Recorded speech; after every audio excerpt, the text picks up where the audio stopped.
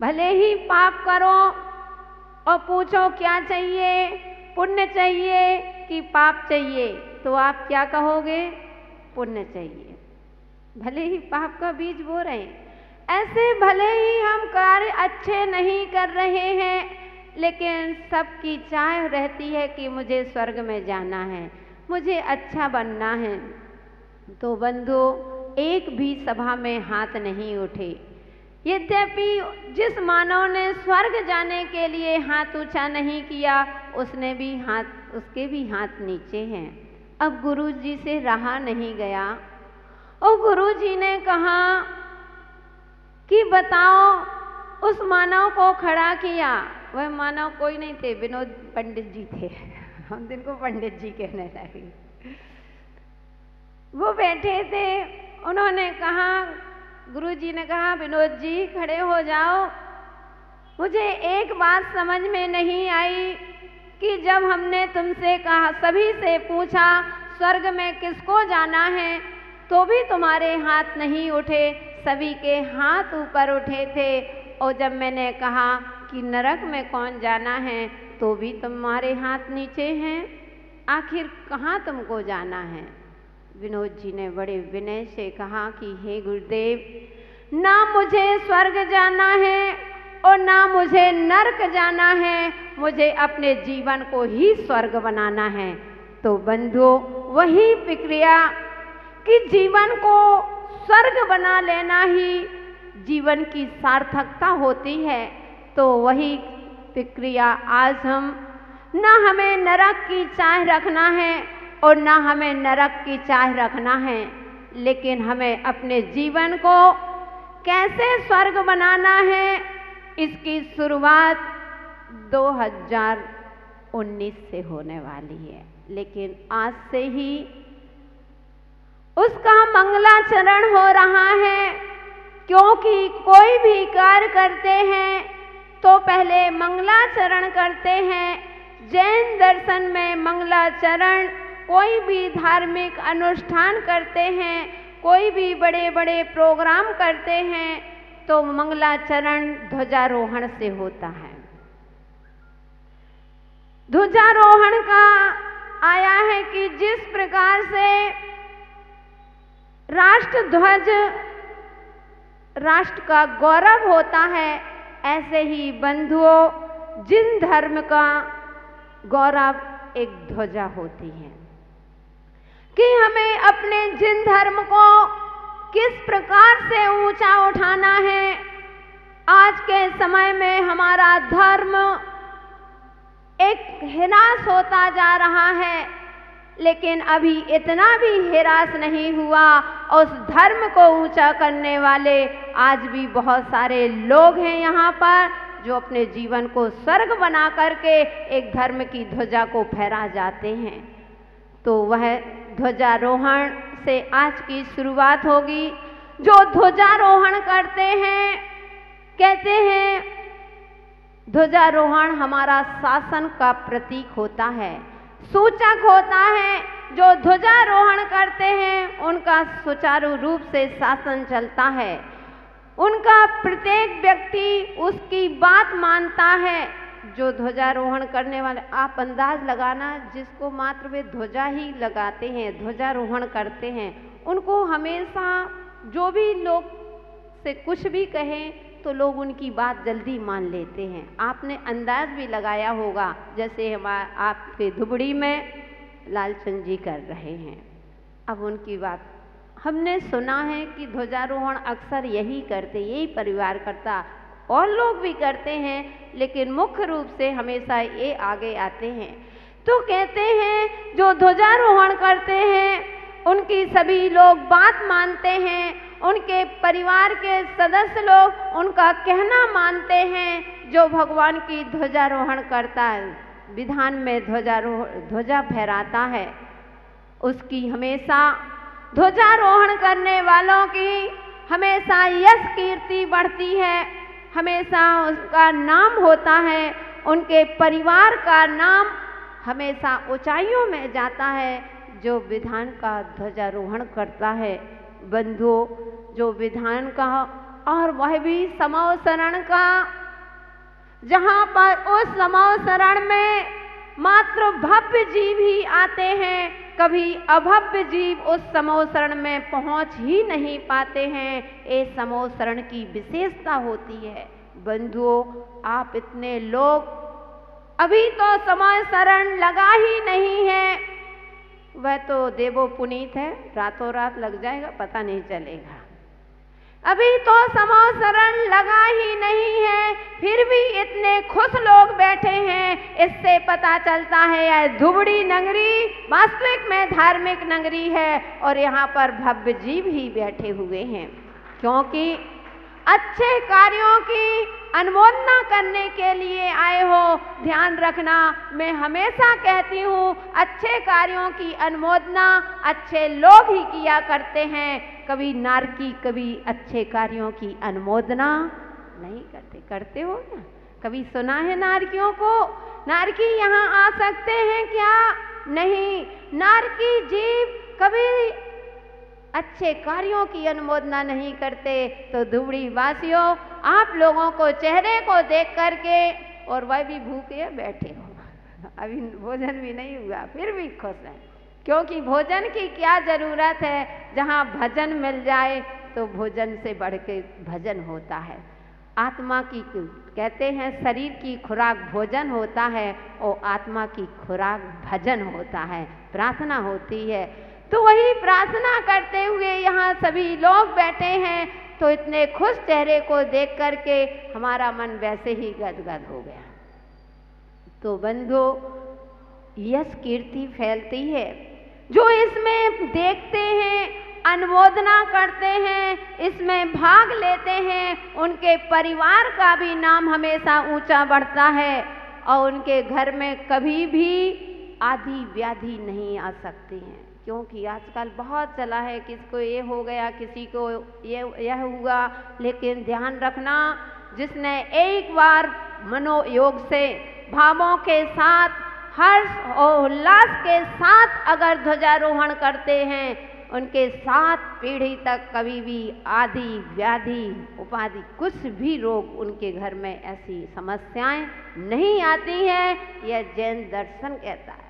इसलिए बंधुओं, और उनके मानसिक तनाव नहीं होता। आज के समय में व्यक्ति को देखते हैं डिप्रेशन में है। कैसे है? डिप्रेशन बढ़ रहा है। यानी, और डिप्रेशन क्या है? कुसोच, नकारात्मक सोच। अरे क्या नकारात्मक सोचना है तो अच्छा सोचो। पीछा क्या हुआ है उसको नहीं देखना है। जो पीछे देखता है वह हमेशा पीछे रह जाता है। मैं कहती हूँ, हमेशा आगे देखो। कुदरत ने भी तुमको आंखें आगे दी हैं, पीछे नहीं दी हैं। कुदरत ने आंखें तुमको आगे दी हैं, पीछे नहीं दी हैं। और पीछे अगर आंखें आगे इसीलिए दी हैं कि हमेशा अच्छा देखो और आगे बढ़ते जाओ। पीछे क्या हुआ है उसको हमको नहीं देखना। जो पीछे देखता है उसका परिणाम अच्छा नहीं होता। जो आगे देखता है वह हमेशा आगे बढ़ता जा रहा है। तो पीछे ना देख करके, पीछे हमने क्या किया है उसको नहीं देखना।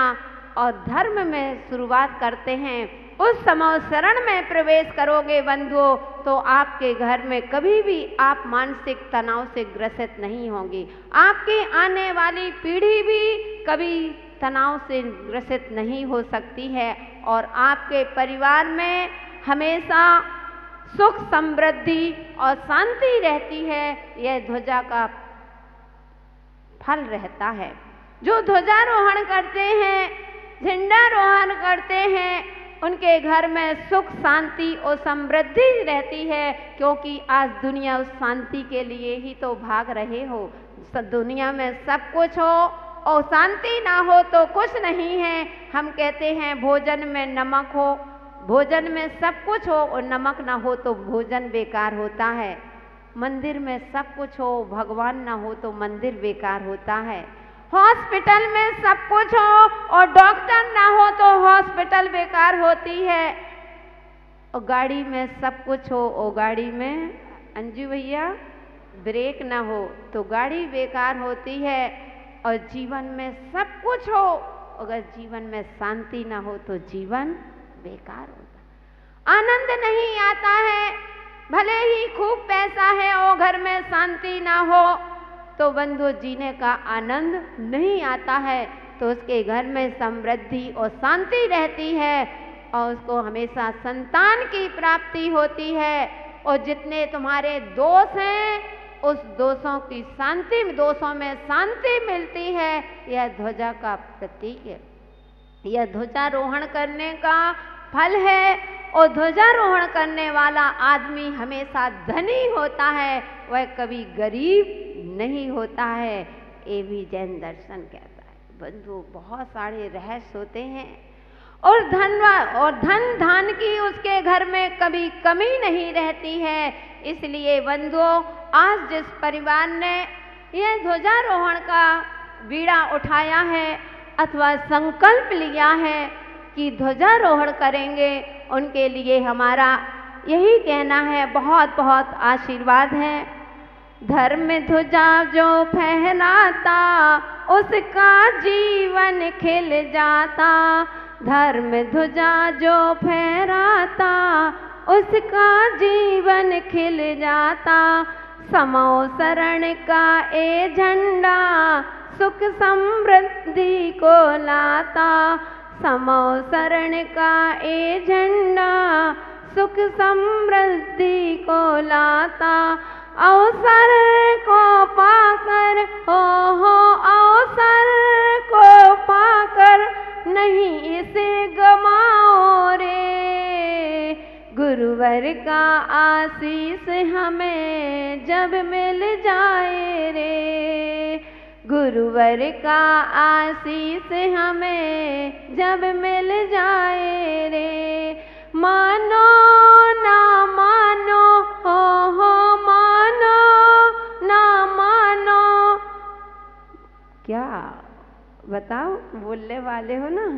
अरे किस्मत कब खुल जाए रे, गुरुवर का आशीष हमें जब मिल जा। तो बंधुओं, यहाँ पर प्रभु की अनुकंपा, उन चिंतामणि पारसनाथ का आप लोगों को विशेष अनुकंपा, आपके ऊपर ही नहीं हमारे ऊपर महानुकंपा है। यानी पारस प्रभु की अनुकंपा और गुरु के आशीर्वाद से आज जो शुरुआत करते हैं, यह शुरुआत हमारे जीवन को जरूर नई दिशा देगा, क्योंकि जाना तो सभी को है।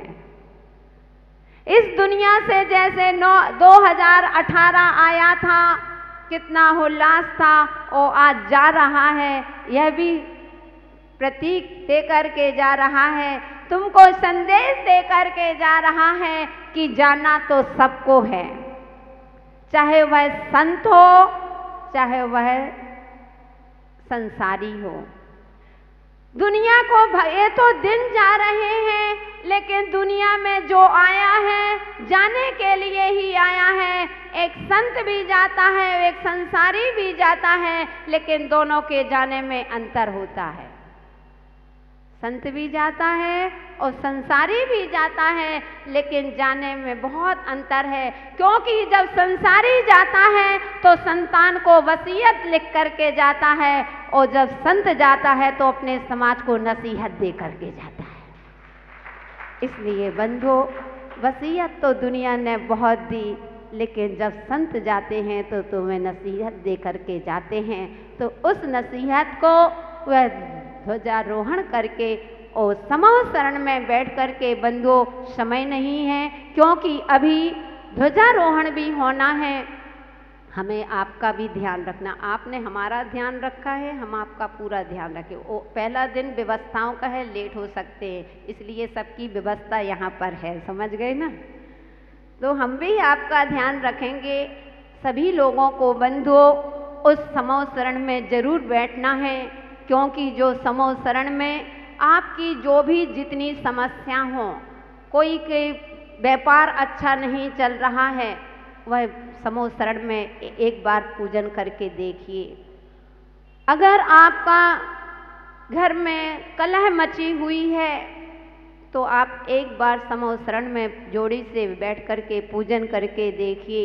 अगर आपके परिवार में लोग आपकी बात नहीं मानते हैं, बच्चे जिद्दी हो रहे हैं, अगर बच्चों का झुकाव कहीं और हो रहा है तो एक बार आप उस समूह शरण में विधान में बैठ करके देखिए। और कहते हैं अगर आप हमेशा बीमार रहते हैं, सारा पैसा डॉक्टर के पास जा रहा है, कमाई अच्छी हो रही है लेकिन पैसा नहीं दिख रहा है, हमेशा बीमार रहते हैं, बंधुओं एक बार उस समूह शरण में बैठ करके देखिए, इसका क्या फल होगा समय समय पर हम आपको बताएंगे। और यह निश्चित है, क्योंकि मैं हमेशा कहती हूँ वक्त सबको मिलता है जिंदगी बदलने के लिए, वक्त सबको मिलता है जिंदगी बदलने के लिए, पर जिंदगी दोबारा नहीं मिलती है वक्त बदलने के लिए।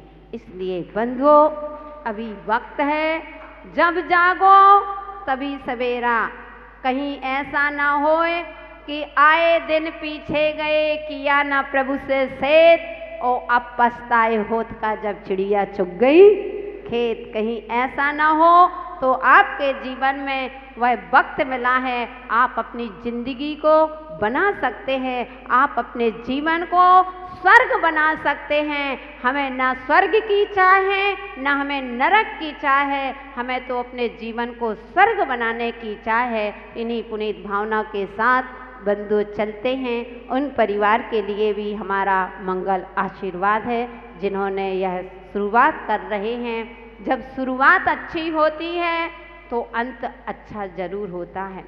जब टेलर इतना अच्छा दिख रहा है, अभी तो कुछ भी नहीं है, टेलर इतना अच्छा है, तो नरेश जी पिक्चर तो अच्छी होगी कि नहीं होगी? होगी। पन्ना लाल जी, जब टेलर इतना अच्छा है तो पिक्चर तो अच्छी होना ही होना है। और जहाँ पर सभी लोग बैठे हैं खुश, क्या बोले? हाँ, लालचंद जी विचारण है, वो तो ध्वजारोहण करता, बोल दिया।